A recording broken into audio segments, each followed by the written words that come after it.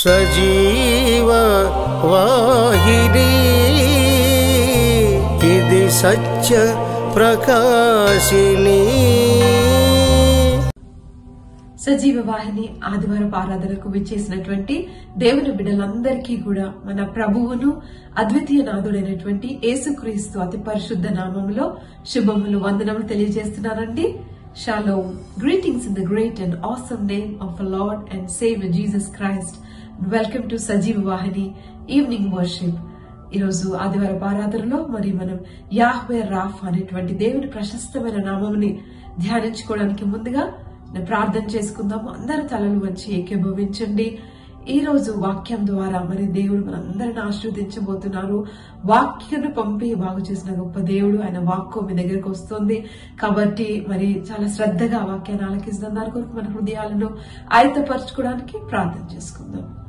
సర్వశక్తి గల యాహ్వే, ప్రేమ గల నా పరలోకపు తండ్రి, కుడి వచ్చిన బిడ్డలందరినీ బట్టి నీకు వందనాలు, స్తోత్రములు ప్రభువా. ఈ ప్రార్థనలో నాతో ఏకీభవిస్తున్న ప్రతి బిడ్డతో ప్రభువా మీరు ఈ రోజు మాట్లాడండి. వారి అవసరతలు ఏమై ఉన్నాయో ప్రభువా, వారి ఆశలు, ఆసక్తి నాయన, వారి అక్కర్లు ఏమున్నా కూడా ప్రభువా మీరు నాయన వారిని దర్శించండి. Lord, meet them in the point of their need of father God. Lord, ఎవరికైతే స్వస్థత అవసరం ఉందో వారికి స్వస్థత దయచేయండి. స్వస్థపరిచి యెహోవా నేనే అని సెలవిచ్చిన నా తండ్రి, నీ స్వస్థత శక్తిని నాయన ఈరోజు వాక్కు ద్వారా వారితో పంపించండి, బాగు చేయండి తండ్రి. ఇందులోని లోతైన సత్యాలను, మర్మాలను గ్రహిస్తుండగా అయ్యా మా అందరి మనోనేత్రాలు వెలిగించి మీరు మాతో కొద్ది సమయం ముచ్చటించి నీ వాక్యపు వినికిడిలో మమ్మల్ని అందరినీ దీవించి ఆశీర్వదించి మహిమాగంత ప్రభావాలు పొందమని నజరేయుడును సర్వశక్తి గల యేసు నామములో ప్రార్థించి పొందుకొని ఉంటున్నాము తండ్రి. ఆమేన్, ఆమేన్. Praise the Lord. మరి ఒకసారి దేవుని నామంలో మీ అందరికీ శుభాభివందనాలు తెలియజేస్తున్నానండి. ఈ క్రిస్మస్ కాలపు దీవెనలను, శుభములను కూడా మీకు తెలియజేస్తున్నాను. Happy Christmas to one and all. Christmas season లో దేవుడు మిమ్మల్ని, మీ కుటుంబాలని గొప్పగా దీవించి అనేకులకు దీవెనకరంగా ఉండేలాగున ఆశీర్వదించును గాక. ఆమేన్. యాహ్వే అనేటువంటి దేవుని నామముని మనం గడిచిన కొద్ది నెలలుగా మరి ధ్యానిస్తున్నాము. యాహ్వే అనేటువంటి నామము లేదా పదము మరి హీబ్రూలో టెట్రాగ్రామెటన్ 4 అక్షరాలు యోత్ హే వా హే అనేటువంటి 4 కన్సనెంట్స్ మధ్యలో మరి 2 వోవెల్స్, అది ఏఈ అనే వోవెల్స్ చేర్చినప్పుడు యాహ్వే గా ఎలాగా మరి ఆ పేరు మనకి వచ్చిందో, ఆ నామము ఎంత శ్రేష్టమైన నామము, ఈ తరతరములకు దీవించబడే దీవెనకరమైన నామము. ఆయన ఈ నామంతో మరి ఆయన జనులను దర్శిస్తారు అని, దీవిస్తారు అని మనం గడిచిన కొద్ది నెలలుగా ధ్యానిస్తూ వచ్చాము. యాహ్వే ఈరే, సమకూర్చు దేవుడు, చూచుకునే దేవుడు, చూచును దేవుడు ఆయన అని మనం నేర్చుకుని ఎంతగానో ఆశీర్వదింపబడ్డాము. హల్లెలూయా. అలాగే Yahweh Sabaoth, the Lord of angel armies, సైన్యములకు అధిపతిగా యెహోవా ఆయన గొప్ప నామం ధ్యానిస్తూ నిత్యము ఆయన దేవదూతల కాపుదల, దేవదూతల ప్రొవిజన్, ప్రొటెక్షన్ అన్ని మనకు ఉంటాయి అనేటువంటి ఆ ఒక గొప్ప నింబరంలో మనం అందరం ఆశీర్వదించబడ్డాము. మరి యాహ్వే రాఫా అనేటువంటి నామం ధ్యానిస్తున్నాము. రండి, మొట్టమొదటిగా యాహ్వే రాఫా అని ఎక్కడ రాయబడిందో చూద్దాము. బైబిల్ గ్రంథంలో నిర్గమకాండము 15వ అధ్యాయము 26వ వచనం మనం చూసినట్లయితే, మీ దేవుడైన యెహోవా వాక్కును శ్రద్ధగా విని ఆయన దృష్టికి న్యాయమైనది చేసి ఆయన ఆజ్ఞలకు విధేయులై ఆయన కట్టడలన్నిటినీ అనుసరించి నడిచిన ఎడల నేను ఐగుప్తీయులకు కలుగజేసిన రోగములలో ఏదియూ మీకు రానియను, నిన్ను స్వస్థపరచి యెహోవాను నేనే అనెను. హల్లెలూయా. దేవుడు తన ప్రజలకు తనను తాను ఇంట్రడ్యూస్ చేసుకుంటూ, పరిచయం చేసుకుంటూ, నేను స్వస్థపరిచి యెహోవాను నేనే, I'm the lord who heels you, I'm Yahweh Rapha అని తనను తాను పరిచయం చేసుకోవడం మనం చూస్తున్నాము. మరి చాలా సార్లు ఏమనుకుంటామంటే, ఏదైనా అనారోగ్యం వచ్చినప్పుడు, మనకు బాగోలేనప్పుడు ప్రార్థన చేసుకుంటే, ఎవరితోనో ప్రార్థన చేయించుకుంటే మనకు స్వస్థత కలుగుతుంది, దేవుడు స్వస్థపరిచే దేవుడు అనుకుంటాం. కానీ see the very first mention of healing in Bible and the Lord introducing himself as the Lord who heals, Yahweh రాఫాగా దేవుడు మొట్టమొదటిగా పరిచయం చేసుకుంటున్నటువంటి తరుణంలో మరి ఆ వచనంలో ఆయన చెప్తుంది ఏంటి అంటే, ఐగుప్తీయులకు కలుగు చేసిన రోగంలో ఏదియో మీకు రానివ్వను. హల్లెలూయా. God's idea of healing is not healing you when you're sick, but not allowing any sickness to touch you. ఏ రోగము మీకు దరికి రాకున్నట్టుగా, ఏ అనారోగ్యము, అస్వస్థత, ఎలాంటి ఇన్ఫర్మిటీ, డిసీజ్, సిక్నెస్ కూడా మీ దరికి రాకుండా స్వస్థతగా ఆయన మనకి బోధిస్తున్నారు. నేర్చుకుంటున్నామా? దేవుని చిత్తము మనము సంపూర్ణ ఆరోగ్యంతో ఉండడం అండి. హల్లెలూయా. నమ్మిన వారు ఆమె చెప్పండి. హల్లెలూయా. ప్రియుడా, నువ్వు ఆత్మలో వర్ధిల్లుచున్న ప్రకారం అన్ని విషయంలో వర్ధిల్లొచ్చు, సౌఖ్యంగా ఉండవాలని నీ కొరకు ప్రార్థన చేస్తున్నానని పౌలు గారు మరి గాయకు రాస్తూ యోహాను రాసిన 3వ పత్రికలో ఆయన చెప్తారు. మరి ఇది దేవుని చిత్తం అండి. పరిశుద్ధాత్మ దేవుడు ఈ రోజు మీతో మాట్లాడుతున్నారు. ప్రియుడా, నువ్వు ఆత్మలో వర్ధిల్లాలి, ఆరోగ్యంలో వర్ధిల్లాలి, ఆర్థికంగా వర్ధిల్లాలి, ఆయుష్లో వర్ధిల్లాలి, అన్ని విషయంలో వర్ధిల్లుచు క్షేమంగా ఉండాలి, ఆరోగ్యంగా ఉండాలి, సంతోషంగా, సమాధానంగా, సౌఖ్యంగా ఉండాలి బిడ్డ అని ప్రభువు మాట్లాడుతున్నారు. నమ్మిన రామని చెప్పండి. ఆయన స్వస్థతను, ఆయన ఆశీర్వాదాలను నమ్మి పొందుకుందాం. నమ్ముట నీ వలన అయితే నమ్మువానికి సమస్తము సాధ్యమే అని చెప్పారు కదండి యేసయ్య. నమ్మాలి. దేవుని వాక్యం మనం ఎందుకు వింటాము? వినటం వలన విశ్వాసం కలుగుతుంది. విశ్వాసము వినటం వలన వస్తుంది. కాబట్టి వింటున్నప్పుడు మన విశ్వాసం ఎప్పుడైతే పెంపొందుతుందో వాక్యము మన జీవితంలో శరీరధారి అవుతుంది. హల్లెలూయా. వాక్యము మన జీవితంలో నెరవేరాలి అంటే వినాలి, రిపీటెడ్ గా వాక్యాన్ని వినాలి. తరతరములుగా విన్నటువంటి మరి పాత బోధలు దేవుడు అందరికి ముళ్ళు పెడతాడు, అనారోగ్యం పెడతాడు, మొత్తేస్తాడు అని ఇలాగా వినినట్లయితే మీరు అదే బోధలో, అదే ఆలోచన విధానంలో, అదే ధోరణిలో ఉండే అవకాశం ఉంటుంది. అలా కాకుండా పాత నిబంధన కాలంలో దేవుని ఉగ్రత అనారోగ్యం కలుగజేసింది. అయితే సిలువ తర్వాత, సిలువ మీద యేసు ప్రభు వారి శరీరంలో ఆయన ప్రతి ఉగ్రతను యేసుక్రీస్తు వారి శరీరం మీద శిక్షించి వేశారు. ఆయన ఉగ్రత అంతా, ఆయన కోపం అంతా యేసుక్రీస్తు శరీరంలో మరి మన ప్రతి పాపము కొరకు ఆయన శిక్ష నొందారు. కాబట్టి ఆయన పొందిన గాయముల చేత మీరు స్వస్థత నొందిదిరి అనేటువంటి వాక్యం మనము నమ్మితే వాక్యం మన జీవితంలో నెరవేరుతుంది. యెషయా గ్రంథము 53వ అధ్యాయము 4వ వచనంలో ఉంది కదండి. నిశ్చయముగా, మీరు ఏదైనా కొంచెమైనా డౌట్ పడతారేమో అని ప్రభు చెప్తున్నారు. నిశ్చయముగా అతడు మన రోగములను భరించెను, మన వ్యసనములను వహించెను. ఆయనను మొత్తబడిన వాడిగాను, దేవుని వలన బాధింపబడిన వాడిగాను, శ్రమనొందిన వాడిగాను మనం అతనిని ఎంచితిమి. మరి నిశ్చయముగా ఆయన మన రోగములను భరించారు అని వాక్యం తెలియస్తుంది. నమ్ముదామా అండి? నమ్ముదామా? హల్లెలూయా చెప్దామా? మన ప్రతి రోగముని యేసయ్య సిలువలో భరించారు, మన వ్యసనములను వహించారు. ఈ రోజు ఒకవేళ మీరు అడిక్షన్స్ లో ఉన్నారా, అనారోగ్యంతో, మరి రకరకాల ఆల్కహాల్, టొబాకో, గంజాయి, ఓపియం ఇలాంటి, మరి నల్లమందు, గంజాయి ఇలాంటి వాటికి వ్యసన క్రాంతులై ఉన్నారా? యేసు ప్రభు వారు మీ వ్యసనమును సిలువలో భరించారు. నమ్మితే నేడే మీకు విడుదల కలుగుతుంది. హల్లెలూయా. ఆమేన్. అంత మాత్రమే కాదు, ఏ రోగంలో మీరు బాధపడుతున్నా గానీ, ఎలాంటి అనారోగ్యంలో ఉన్నా కానీ నిశ్చయంగా ఆయన నా రోగంను భరించాడు, ఆయన నా బాధలను వహించారని మీరు నమ్మి పలికినట్లయితే మీరు కూడా గొప్ప స్వస్థతను రుచి చూస్తారు. హల్లెలూయా. పేతురు గారు రాసినటువంటి మొదటి పత్రిక 2వ అధ్యాయం 24వ వచనంలోనైతే మనము పాపముల విషయమై చనిపోయి నీతి విషయమై జీవించినట్లు ఆయన తానే తన శరీరమందు మన పాపములను మ్రాను మీద మోసికొనెను. ఆయన పొందిన గాయముల చేత మీరు స్వస్థత నొందితిరి. హల్లెలూయా. మీరు ఆల్రెడీ స్వస్థత నొందితిరి అని వాక్యం సెలవిస్తా ఉంది. ఎందుకు అంటే మనము మన పాపముల విషయమై చనిపోయి నీతి విషయమై జీవించాలి అని ఆయన మన పాపముల కొరకే చనిపోయి మన పాప శాప దోషములను, మన అనారోగ్యములను, వ్యాధి వస్త్రములన్నింటినీ యేసు ప్రభు వారి శిలువ మీద మోసారు. హల్లెలూయా. మరి క్షమాపణ పొందుకోవడం అనేది స్వస్థతలో చాలా ప్రాముఖ్యమైన ఘట్టము, ప్రాముఖ్యమైనటువంటి అంశం. అందుకనే పక్షవాయువు కలిగినటువంటి ఆ రోగిని 4 స్నేహితులు ఎప్పుడైతే రూఫ్ మీద నుండి కిందికి ఆయన ఉన్న స్థలం దగ్గరికి పంపించారో యేసు ప్రభు ఆయన వైపు చూసి, కుమారుడా స్వస్థత నొందుము అనలేదు, వెళ్ళిపోయి టచ్ చేయలేదు. కానీ కుమారుడు ధైర్యంగా ఉండుని, పాపములు క్షమించబడినవి అని చెప్పారు. ఎందుకంటే యేసు ప్రభు వారికి తెలుసు, to receive forgiveness is a key to receive healing from the Lord. ఆమేన్. ఆయన నా పాపములను సిలువలో భరించారని ఎప్పుడైతే మనం నమ్ముతామో మనకు స్వస్థత శీఘ్రముగా వస్తుంది. హల్లెలూయా. ఆమేన్. మరి అట్టి క్షమాపణని ఈరోజు ఒకవేళ మీరు ఎలాంటి పాపంలో, ఎలాంటి బంధకాలు, ఎలాంటి మరి గత పాపంలో తలుచుకుంటూ బాధలో ఉన్నారో కానీ నేను ఒక విషయం చెప్పాలనుకుంటున్నాను. ఈ రోజు ప్రభువా నన్ను క్షమించండి, నన్ను బాగు చేయండి, స్వస్థపరచండి, నన్ను స్వస్థపరిచి యెహోవా నీవే నేను నమ్ముతున్నాను తండ్రి అని మీరు ఒప్పుకున్నట్లయితే ఆయన ఖచ్చితంగా మిమ్మల్ని బాగు చేస్తారు. హల్లెలూయా. యెహోవా రాఫా, యాహ్వే రాఫా, స్వస్థపరిచి యెహోవా నేనే అని చెప్పినాను, స్వస్థపరుస్తానని చెప్పారు. ఆయన చెప్పి చేయకుండాటకు నరుడు కాడు, అబద్ధమాడుటకు ఆయన నరమాత్రుడు కాడు గాని సత్యవంతుడు, న్యాయవంతుడు, నీతివంతుడు, వాగ్దానం ఇచ్చిన దేవుడు, నమ్మదగిన వాడు, వాగ్దానమును నెరవేర్చుటకు సమర్థుడు. కాబట్టి ఆ వాగ్దానం నెత్తిపట్టి మనం ప్రార్థించినప్పుడు ఖచ్చితంగా మన జీవితంలో మనం స్వస్థత పొందుకోగలము. హల్లెలూయా.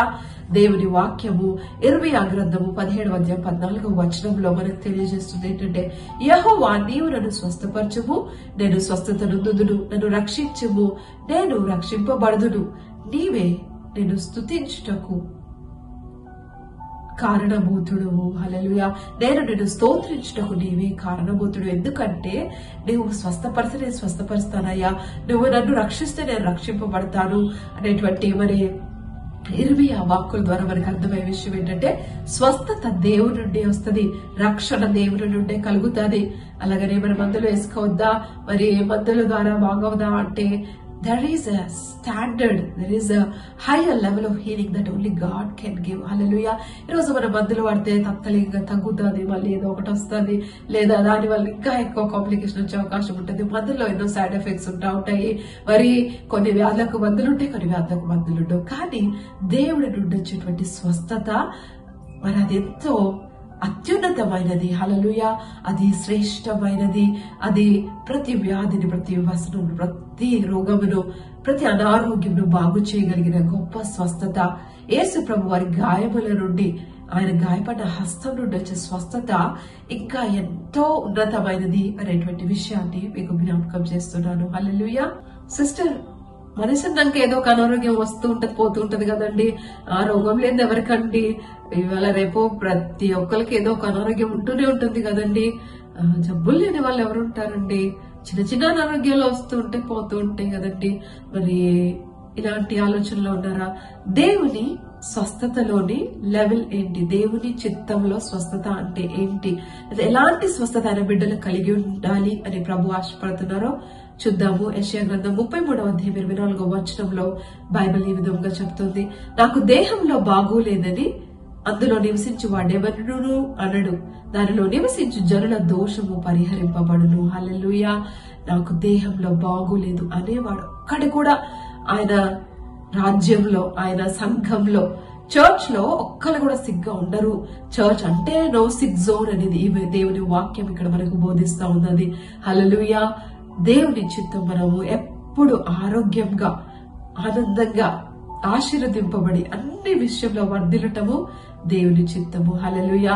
మనము పాత నిబంధన కాలంలో చూసినట్లయితే మరి ఐగుప్తు నుండి ఇజ్రాయేలీయులను మోషే గారు తీసుకెళ్తున్నప్పుడు 40 సంవత్సరములు వాళ్ళ బట్టలు పాతగెళ్ళలేదు, వాళ్ళ చెప్పులు కూడా మరి సైజ్ అవుట్ అవ్వలేదు, అవి మరి పాడు కాలేదు, ఆ దుమ్ముదూలు ఏం అవ్వలేదు, ఏవి కూడా. మరి వారి గోత్రములలో నిస్సత్తువ తొట్రులు వాడు ఒక్కడి కూడా లేడట. ముసలి వాళ్ళు, చంటి పిల్లలు, ఎవ్వరికి ఏం సిక్నెస్ లేదు, వాళ్ళకి ఎలాంటి మరి ఇన్ఫెక్షన్స్ కానీ ఎలాంటి జబ్బులు కానీ మరి ఏమి లేవట. చూద్దాం రండి. మోషే గారు ఇజ్రాయేలీయులను నడిపించినటువంటి 40 సంవత్సరంలో ఐగుప్తు బానిసత్వంలో నుండి కనానుకి వారిని నడిపిస్తున్న క్రమంలో వారి గోత్రములలో ఒక్కరు కూడా నిస్సత్తువత లేరంటండి. వారి బట్టలు పాతగిలలేదు, వాళ్ళ చెప్పులు మాసిపోలేదు, మరి అవుట్ ఆఫ్ సైజ్ అయిపోలేదు, చిరిగిపోలేదు. మరి చెప్పుల గురించి, బట్టల గురించి అంత శ్రద్ధ కలిగిన దేవుడు ఈరోజు మీ అవయవాల గురించి, మీ శరీరం గురించి ధ్యాస కలిగి ఉంటారంటే అంటే ప్రిజర్వ్ చేయరా? హల్లెలూయా. మాత్రమే కదా, వారి గోత్రములలోని సంతోష తొట్రులు వాడు ఒక్కడు లేడట. చంటి పిల్లలేంటి, ముసలి వాళ్ళేంటి, ఒక్కరికి కూడా నిస్సత్తువ, లేమ్నెస్, వీక్నెస్ అనేది కూడా లేదట. దేవుని వాక్యం మరి కీర్తనల గ్రంథము 105వ అధ్యాయము 37వ వచనంలో, అక్కడ నుండి తన జనులను వెండి బంగారులతో ఆయన రప్పించెను, వారి గోత్రములలో నిస్సత్తువ చేత తొట్రులు వాడొక్కడైనను లేకపోయెను అని వాక్యం సెలవిస్తుంది. పాత నిబంధన కాలంలోనే క్రీస్తుకు పూర్వం, సిలువకు పూర్వం దేవునికి ఇంత గొప్ప ప్రణాళిక కలిగి ఉంటే, సిలువ తర్వాత ఆయన ప్రాణం ఇచ్చిన తర్వాత, ఆయన రక్తం కార్చిన తర్వాత, నీ స్వస్థత కోసం ఆయన గాయములు పొందిన తర్వాత నీ శరీరంలో స్వస్థత ఉండటము ఎంతవరకు దేవుని చిత్తము ఆలోచన చేద్దామా? హల్లెలూయా. ఖచ్చితముగా నిశ్చయముగా మన రోగంలో వహించిన దేవుడు నిశ్చయంగా మనందరం ఆరోగ్యంతో వర్ధిల్లడము ఆయన చిత్తము. హల్లెలూయా. మరి అదే మనము 107వ కీర్తనలో మనం చూసినట్లయితే 21వ వచనంలో, మరి ఆయన కృపను బట్టి నరులకు ఆయన చే ఆశ్చర్య కార్యములు బట్టి యెహోవాకు వారి స్తుతులు చెల్లించుదురుగాక అని ఉంటది.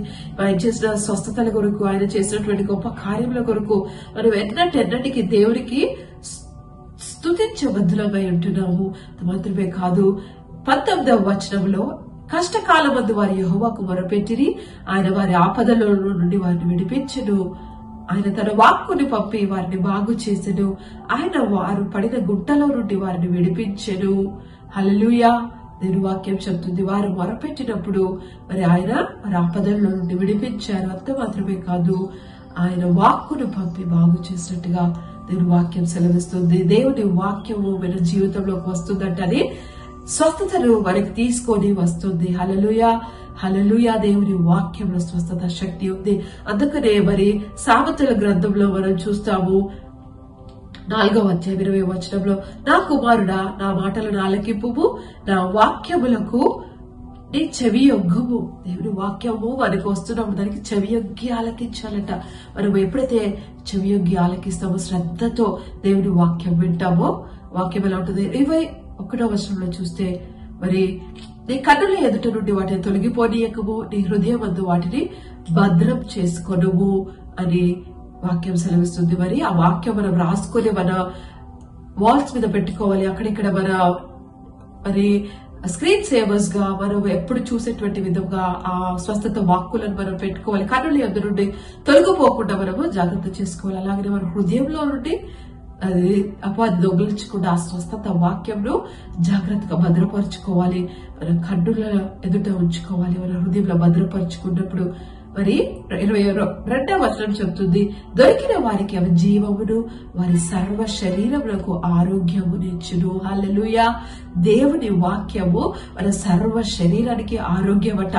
తలకి, చేతులకి, కాళ్ళకి, నరాలకి, గుండెకి, ఊపిరితిత్తులకి, కిడ్నీస్ కి, you name it, God's word is healing to every organ of your body. సర్వ శరీరములకి దేవుని వాక్యం ఆరోగ్యము కలుగజేస్తుంది అని దేవుని వాక్యం సెలవిస్తుంది.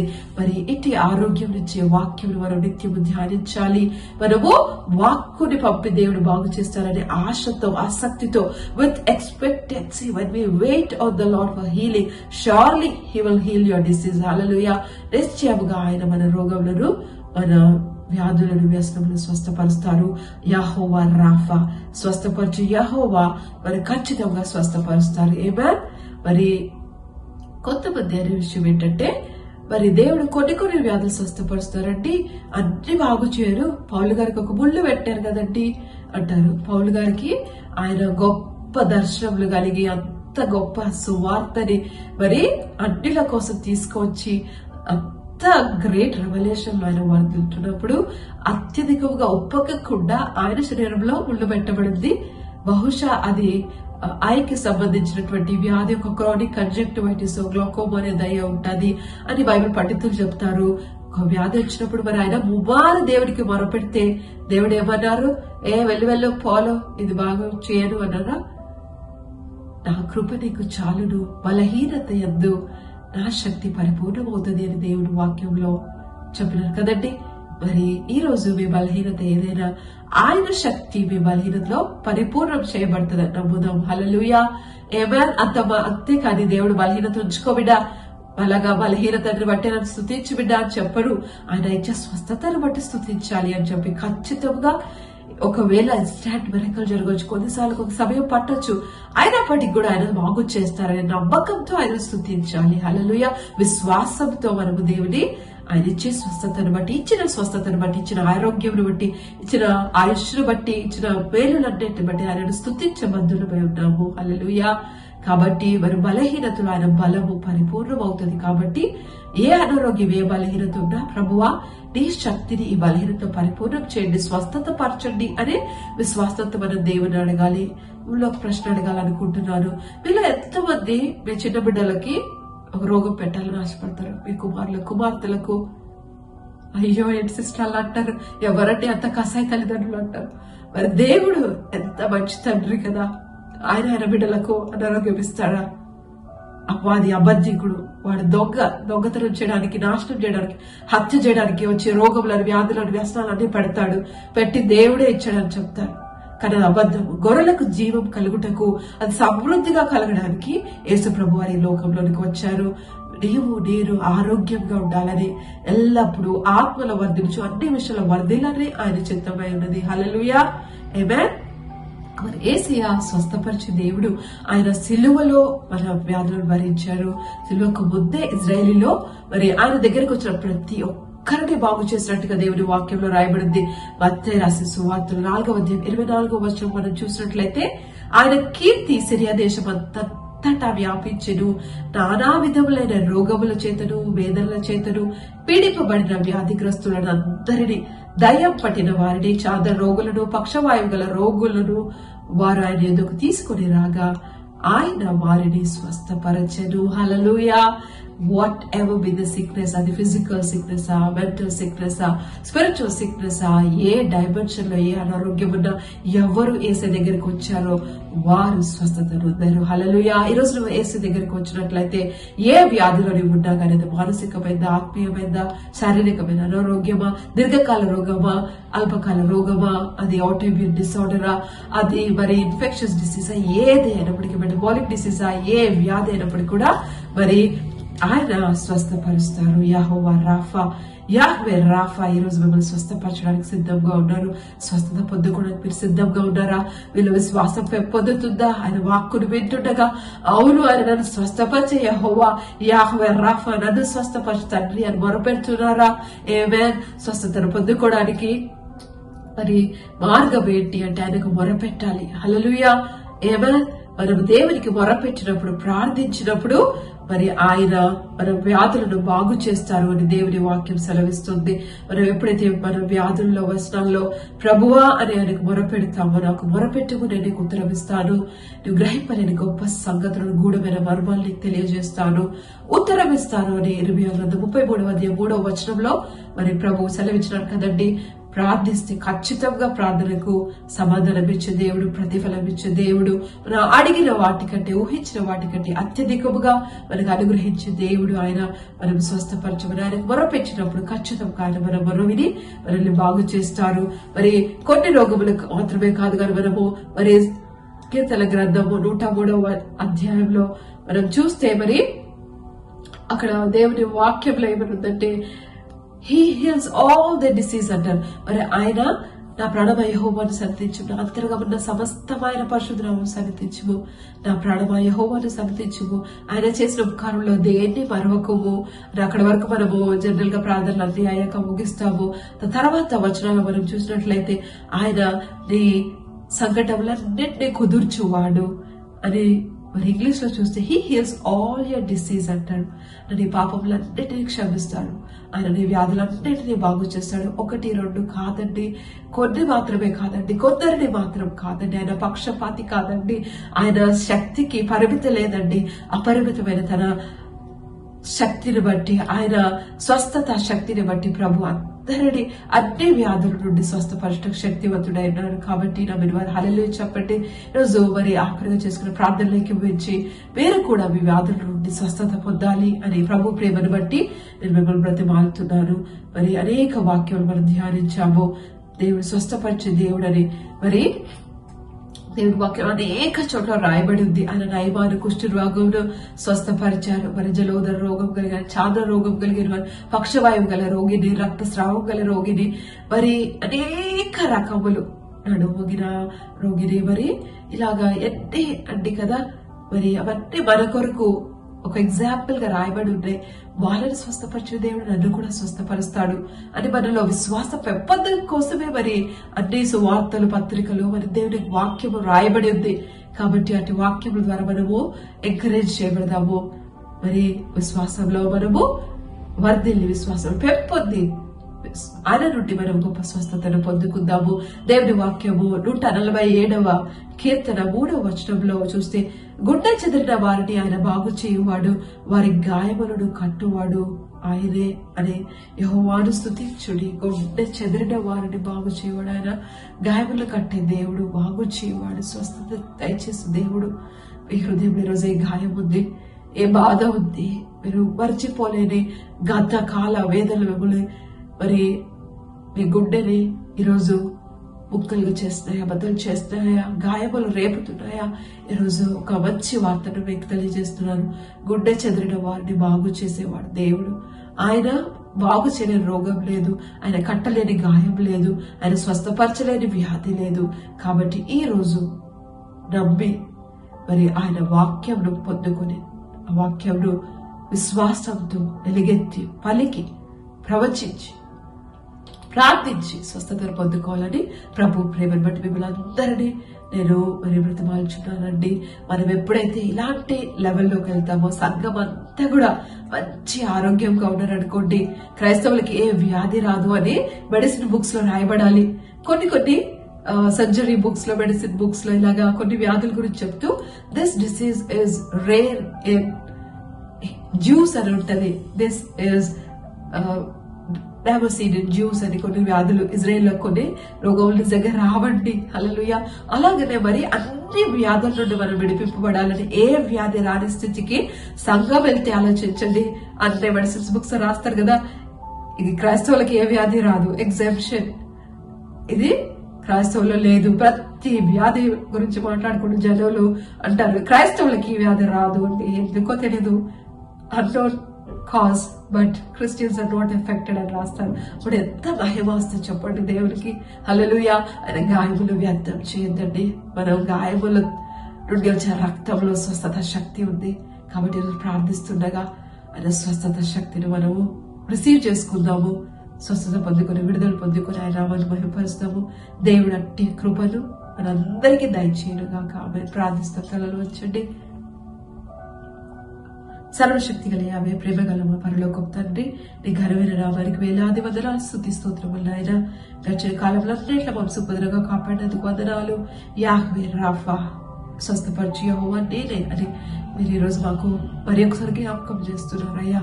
ఇదిగోనైనా ప్రార్థనలోకి వస్తుంది. ఏ బిడ్డకి ఏ అనారోగ్యం ఉన్నా, ఏ వ్యాధి ఉన్నా, ఏ వ్యస్తం ఉన్నా ఇప్పుడే తండ్రి మీ గాయపడ్డ హస్తంను చాచి వీళ్లకు స్వస్థత దయచేయని ప్రార్థిస్తున్నాము. శీఘ్రముగా స్వస్థత కలుగునుగా కానీ యేసు నామంలో ప్రవచిస్తున్నాం. నజరేయుడు సర్వశక్తి గల యేసు నామంలో నీవు పొందిన గాయముల చేత బిడ్డల స్వస్థతను ఉన్నారు పలుకుచున్నాం. ప్రభువా, అద్భుతం జరిగించండి. ఆశ్చర్యకరుడా నీకు స్తోత్రములు.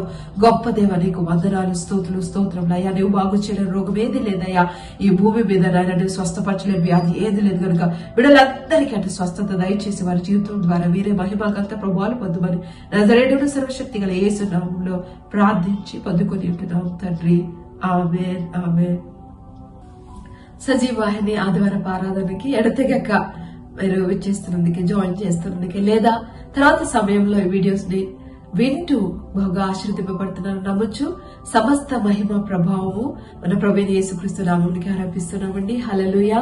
దేవుని నామమునికి మహిమ కలుగును గాక. ఈ విధంగానే ప్రతి ఆదివారం సాయంత్రం 7 గంటలకు మరి దేవుని వాక్య ధ్యానంలో, ఆరాధనలో మీరు ఏకీభవించి ఆశీర్వాదాలు పొందుకోవాలని ప్రభు ప్రేమను బట్టి ప్రోత్సహిస్తున్నాను. ఇంకా అనేకులకు షేర్ చేయండి. లింక్స్ అనేకులకు చేరి వారు వాక్యం ద్వారా ఆశీర్వదింపబడడానికి కారణమవుదాము.